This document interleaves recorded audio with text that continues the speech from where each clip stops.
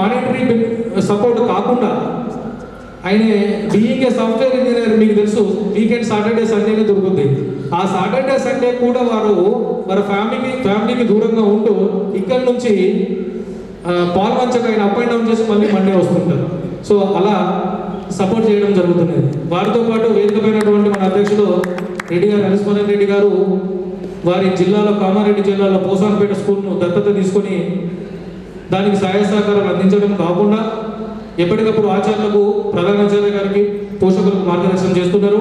అలాగే మరో మిత్రుడు నాగర్ కర్నూల్ ఐబీఎం ఎంప్లాయీ సాకేంద్ర రెడ్డి గారు కూడా వారి మిత్రబృందంతో అక్కడ స్కూల్ అడాప్ట్ చేసుకోవడం జరిగినది. ఇలాంటి మిత్రులు కొంతమంది ఉంటే మన పూర్వ విద్యార్థి పరిషత్లో మరికొంతమంది ఎడ్యుకేషనల్ ఫీల్డ్లో ఉండి ఎంతో మంది కెరీర్ కౌన్సిలింగ్ కానీ, గైడెన్స్ కానీ, మెంటరింగ్ కానీ చేస్తున్నారు. అలాగే మీ అందరికీ తెలుసు కొంతమంది, ఫర్ ఎగ్జాంపుల్ శ్రీ సంజయ్ కుమార్ గారు శారదాధామం ప్రధానాచార్యులుగా సంవత్సర కాలంగా కొనసాగుతున్నారు. వారు వృత్తిరీత్యా అసోసియేట్ ప్రొఫెసర్ ఇంజనీరింగ్ కాలేజీలో ఇక్కడ నాగార్జునలో. వారు కూడా తన చదువుకున్న ఆర్గనైజేషన్కి ఏదో ఒక సహకారం. నాగభూషణ్ కోట్ల కొలదిగా హైందవేయులు సమర్పించే వందనం, కోట్ల కొలదిగా హైందవేయులు సమర్పించే వందనం. కవుల కలముల చాలు వారే కవిత్వామృత ధారలన్నీ, గాయకుల గొంతులను పలికే మధుర మౌని స్వనములన్నీ, భావుకుల గుండెల్లో ఊరికే పరుగులిడు భావములన్నీ. భారతాంబిక పునర్వైభవ ప్రాప్తి కొరకే అంకితం, కోట్ల కొలదిగా హైందవేయులు సమర్పించే వందనం. హలం పట్టి పొలం దున్నే కర్షకుల కరములను. ఈనాటి కార్యక్రమానికి ఇచ్చేసినటువంటి మా పూర్వ విద్యార్థి కామారెడ్డి జిల్లా పోలీసు అధికారి శ్రీమతి శ్వేతారెడ్డి గారు ఐపీఎస్ గారిని ప్రసంగించవలసిందిగా కోరుతున్నాం. పెద్దలందరికీ, పూర్వ విద్యార్థుల సమ్మేళనానికి వచ్చిన అందరికీ నమస్కారాలు. ఇక్కడ ఉన్న వాళ్ళలో నాకు తెలిసి నేను చాలా చిన్నదాన్ని. ఐ థింక్ జీవితంలో ఎంతో చూసిన వాళ్ళు, ఎంతో సేవ చేసిన వాళ్ళు, ఎంతో సాధించిన వాళ్ళు నాకన్నా చాలామంది ఉన్నారు. So I feel small to talk. So and firstly నన్ను పిలిచినందుకు మా మాధవ్ నగర్ స్కూల్ ప్రధానాచార్యులు లక్ష్మీ మాతాజీకి అండ్ సుజాత మాతాజీ చాలా దూరం నుండి వచ్చి నన్ను పిలిచినందుకు చాలా ధన్యవాదాలు చెప్పుకుంటున్నాను. ఆ తర్వాత నాకు ఒక్కసారిగా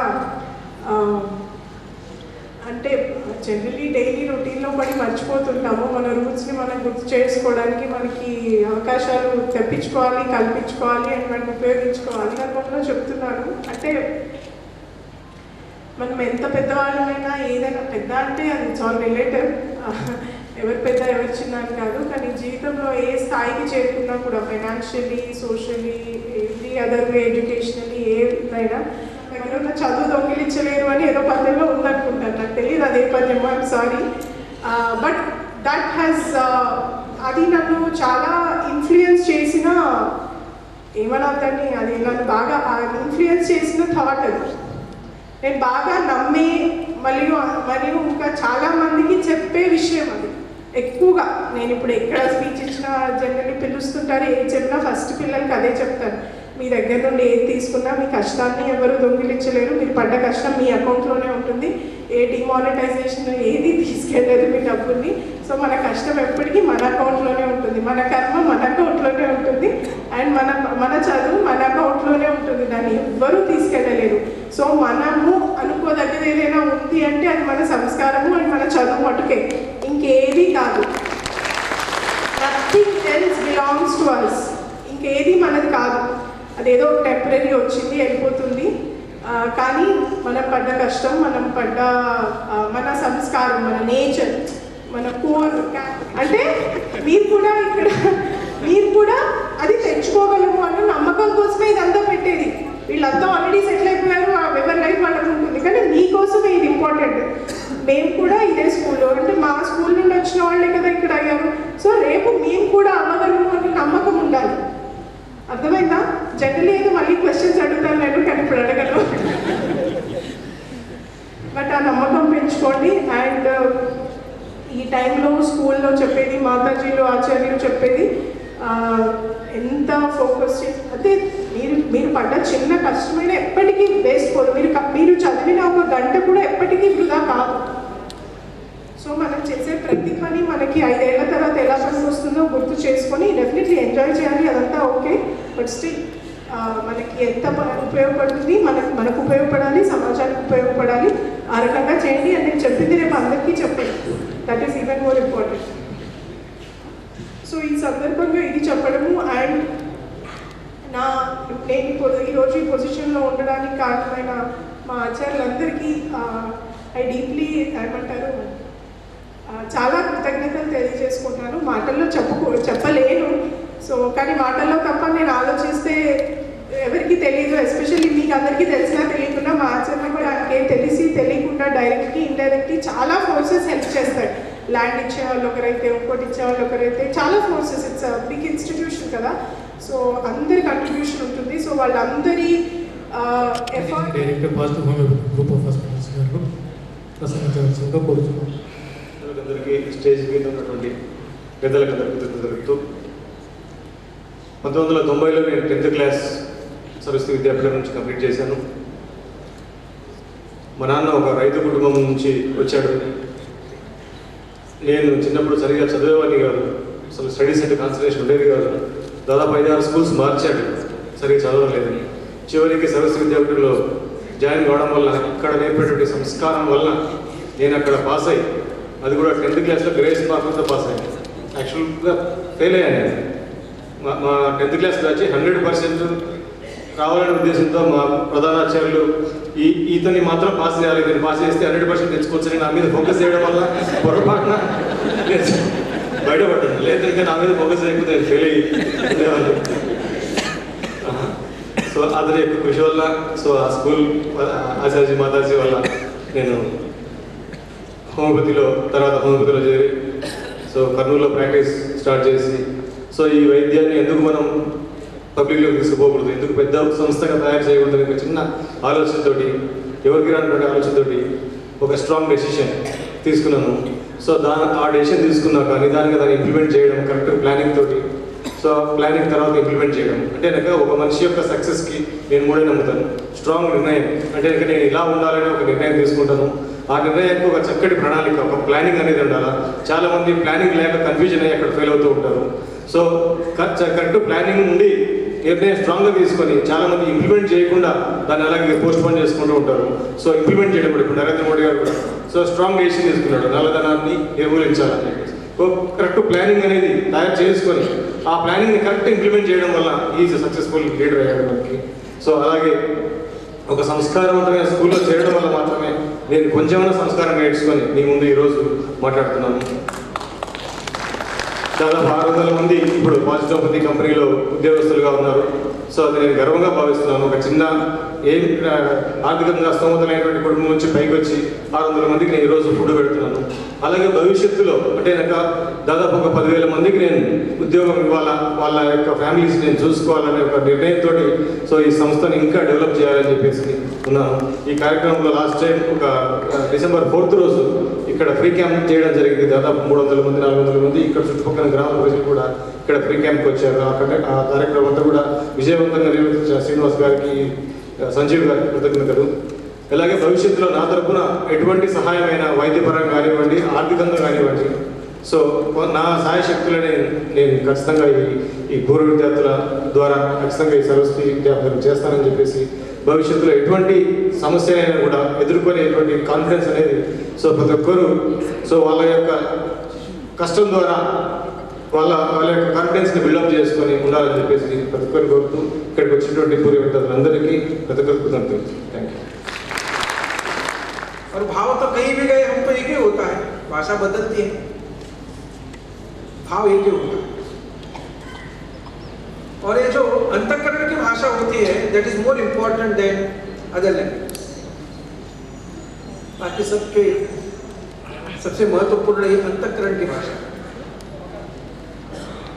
इसके पूर्व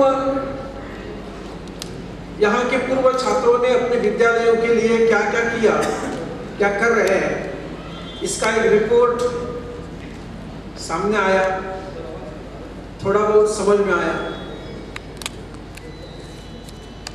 जिस विद्यालय में हम सब पढ़े, उस विद्यालय के प्रति अपने मन में जो कृतज्ञता की भावना है, ग्रेटिट्यूड, ग्रेटफुलनेस, इंडेप्टेडनेस, वो ग्रेटिट्यूड, वो कृतज्ञता आज पूर्व छात्र अभी भी नहीं भूले हैं, और वो कृतज्ञता मन में रखकर अपने विद्यालय के लिए कुछ न कुछ करते थे।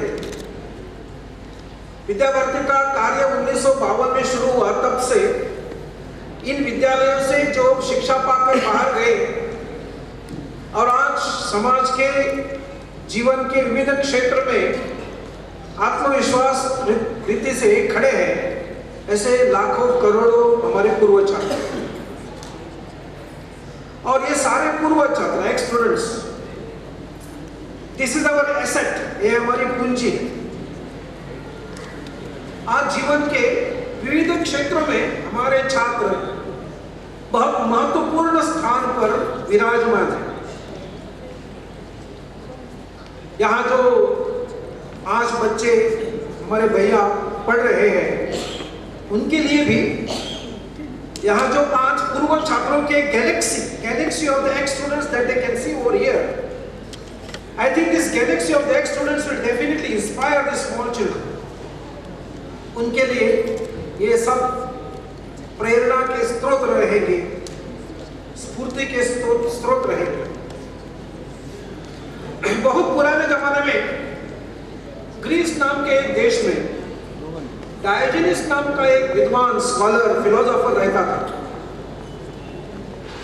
एक दिन दोपहर में एथेंस के बाजार में, द मार्केट ऑफ एथेंस, डायोजेनिस दोपहर के समय हाथ में एक लैंटर्न, जला हुआ दीपक हाथ में लेकर एथेंस के मार्केट में घूम रहा था, बाजार में, in the broad daylight of the sun, with the lantern in his hand, he was looking for something. तो लोगों को आश्चर्य लगा,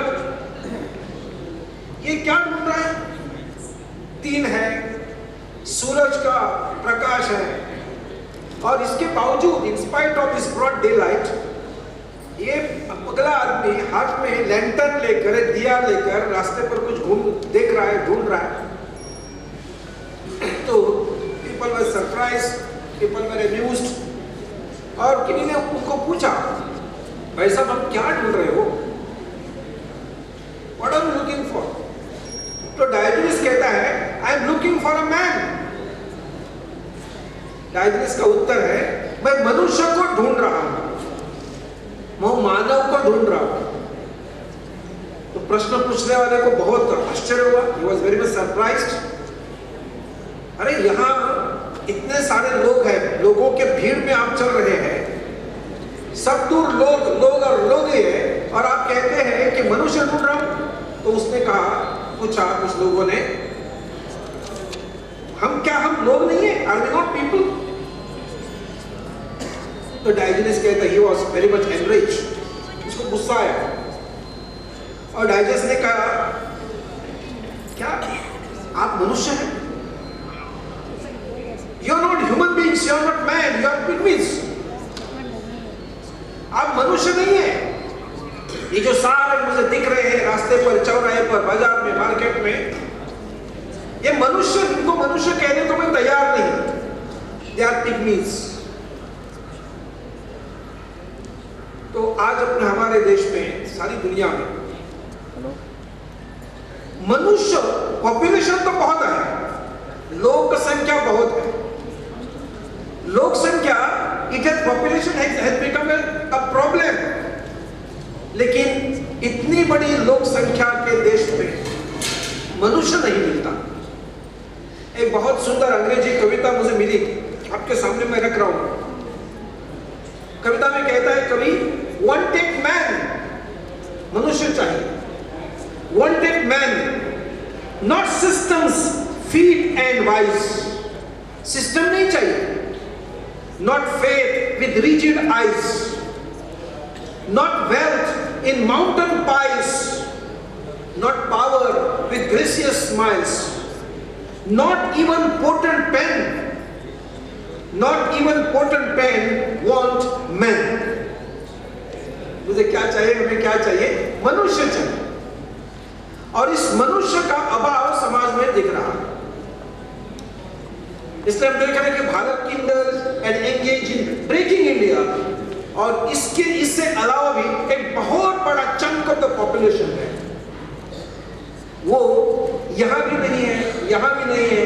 मैं उनको कहता है this people are looking India, देखते रहे, यहां कुछ हो रहा है वहां देख रहे हैं, यहां कुछ हो रहा है वहां देख रहे हैं। और आजकल और भी एक लोगों का क्लैन हमारे समाज में हमें देखने को मिलता है, वो they are breaking and barking, day in and out barking, सुबह से शाम तक भूखते रहते हैं। इस देश का, इसमें देश में जब भी कोई कुछ अच्छा हो रहा है उसकी खिलाफ ये लोग दे आर कंटिन्यूसली बार्किंग। तो मित्रों, we definitely belong to this clan of the people who are engaged and indulged in making India. Bharat बनाने वाले जो लोग हैं उनमें से हैं, we belong to that category। और हमारा दायित्व ये है, हाँ केवल हम इसमें रहे ऐसा नहीं, आज आवश्यकता है ये जो बीच वाला बहुत बड़ा समूह है looking India, they are silent and not spectators of the situation। It is our bounden duty, हमारी सबका कर्तव्य है कि इन लोगों को उनसे वहां से मेकिंग इंडिया में थोड़ा शिफ्ट करने के लिए हम सहायता करें। विद्या भारती की ये शिक्षा की यात्रा गोरखपुर से शुरू हुई।